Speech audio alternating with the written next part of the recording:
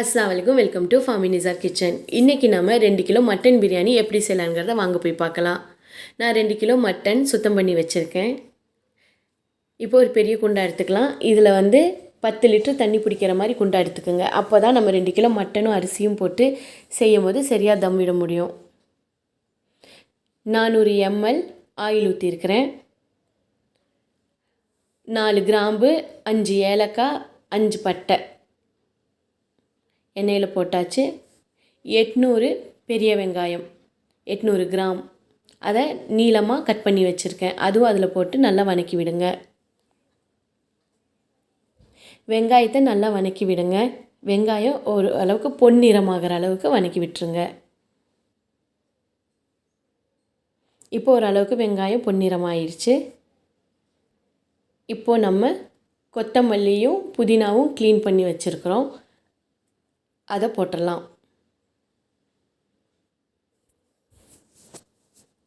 கொத்தமல்லி அரைக்கட்டு,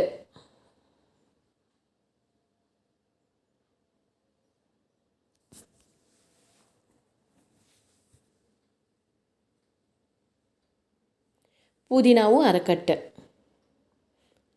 இப்போ க்ளீன் பண்ணி வச்சதை நம்ம அதில் போட்டு நல்லா கலந்து விடலாம்.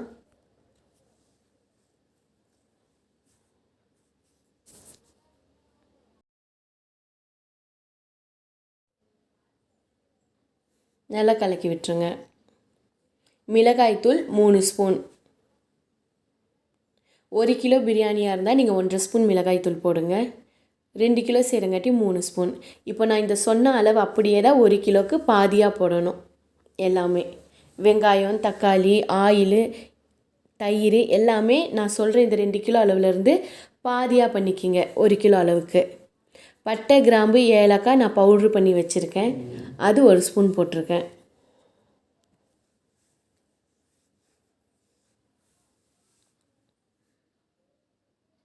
பச்சை மிளகாய் 12 போடுறேன்.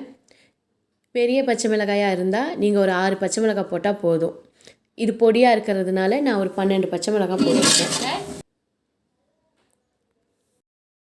இஞ்சி பூண்டு பேஸ்ட்டு 100 இஞ்சி, 50 பூண்டு 1 கிலோவுக்கு போடணும். நம்ம 2 கிலோ செய்கிறதுனால 200 இஞ்சி, 100 பூண்டு அரைச்சி பேஸ்ட்டு பண்ணி வச்சுருக்கேன். அதை போட்டுக்குங்க. நல்லா கலந்து விடுங்க. பச்சை வாசனை போகணும், மசாலா நல்லா வேகணும். சமைக்கும் போது இது எங்கேயும் விட்டுட்டு போயிடாதீங்க, அடி பிடிச்சிரும். பக்கத்திலே நின்று நல்லா கிண்டி விடுங்க.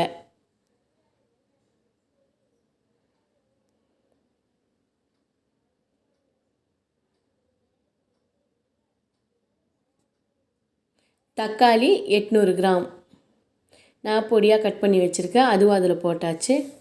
இப்போ நல்லா கலந்து விட்டுறலாம்.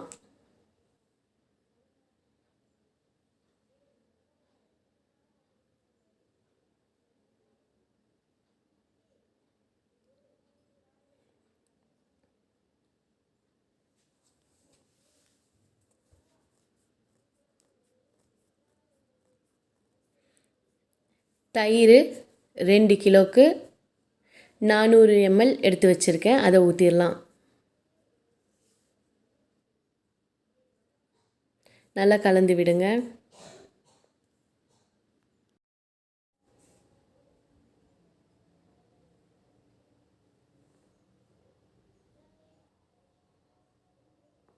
நம்ம ஃபுட் கலர் எதுலேயும் சேர்த்தலைங்க, மிளகாய்த்தூள் மட்டும்தான் போட்டிருக்கோம்.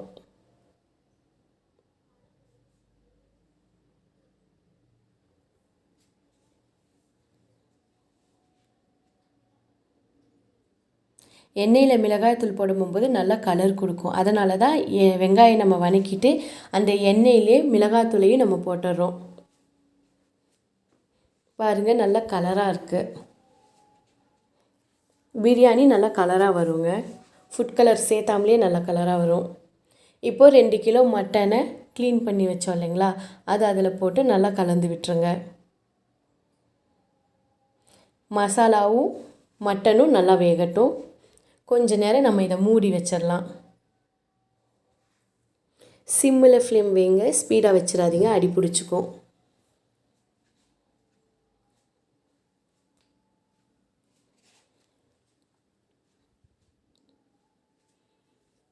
இப்போ ஒரு 10 நிமிஷம் ஆயிடுச்சு, நம்ம ஓப்பன் பண்ணலாம். பாருங்கள், மசாலா நல்லா பிடிச்சிருச்சு. பார்க்கும்போதே உங்களுக்கு தெரிஞ்சிருக்கும்.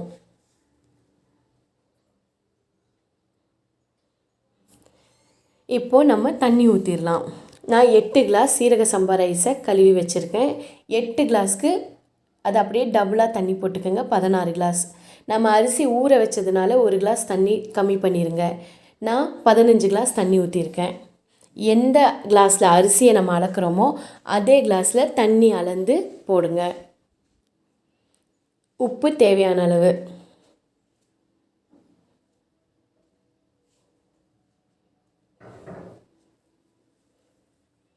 நான் 2 லெமனை பிழிஞ்சு சாறு எடுத்து வச்சுருக்கேன். கொட்டையெல்லாம் எடுத்துருங்க. இப்போ அந்த தண்ணியை நம்ம அதில் ஊற்றிடலாம். லெமன் லிக்விடை. தண்ணி நல்லா கொதிக்குதுங்க. இந்த டைமில் நம்ம அரிசியை போட்டுடலாம். நான் அரிசியை அரை மணி நேரமாக ஊற வச்சுருக்கேன். தண்ணி வடித்தாச்சு. இப்போ அந்த ரைஸை அதில் போட்டுடலாம்.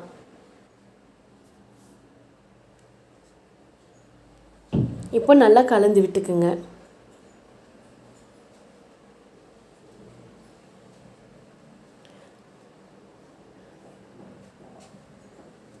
உப்பு காரமெல்லாம் கரெக்டாக இருக்கான்னு செக் பண்ணி பார்த்துக்குங்க.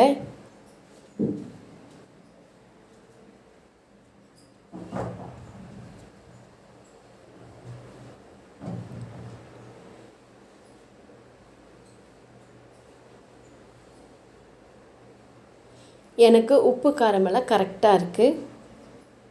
இப்போது ஒரு தட்டு போட்டு மூடி கொஞ்சம் ஸ்பீடாக வச்சு கொதிக்கும் போகும்போது சிம் பண்ணிடுங்க. ஏன்னா உடனே சிம் பண்ணிடுங்க, இல்லாட்டி பிரியாணி அடி பிடிச்சிரும், அரிசி வேகாது. சிம்மிலேயே வச்சு சமைங்க. நான் வெயிட்டுக்கு ஒரு குண்டால் தண்ணி வச்சுருக்கிறேன்.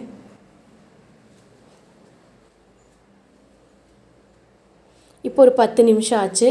இப்போ நம்ம ஓப்பன் பண்ணி எப்படி இருக்குன்னு பார்க்கலாம்.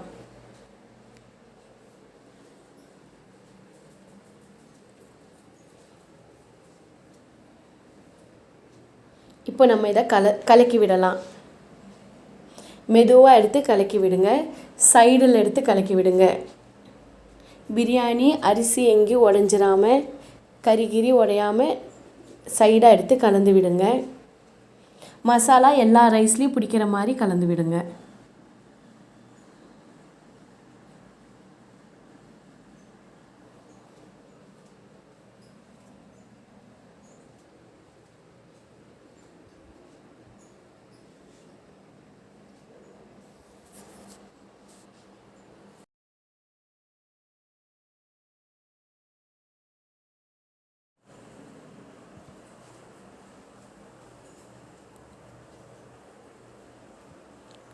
இப்போ மறுபடியும் நம்ம ஒரு 10 நிமிஷத்துக்கு மூடி வச்சிடலாம். நான் வெயிட் வச்சுருக்கேன் மேலே. 10 நிமிஷம் ஆயிடுச்சு. இப்போ கொஞ்சம் நல்லா நம்ம பிரியாணி வெந்துருச்சு பாருங்கள்.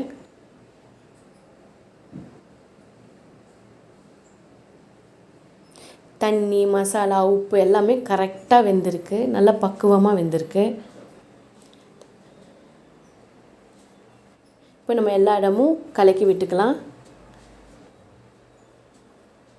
சிம்மில் வச்சதுனால பிரியாணி அடி பிடிக்காமல் இருக்குது.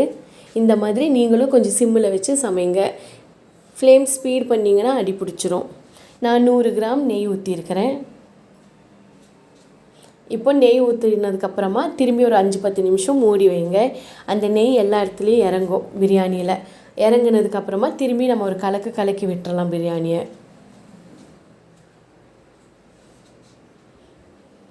ஒரு 5 நிமிஷம் ஆயிடுச்சுங்க.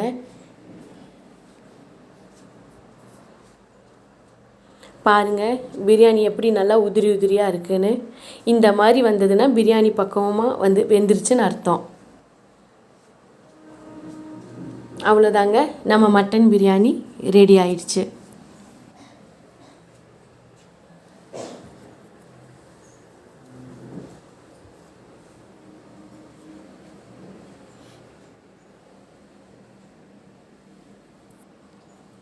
இந்த வீடியோ உங்களுக்கு பிடிச்சிருந்தா லைக் பண்ணுங்கள், ஷேர் பண்ணுங்கள், சப்ஸ்கிரைப் பண்ணுங்கள்.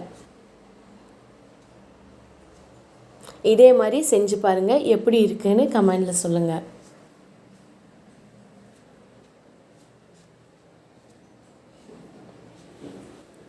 தேங்க்யூ.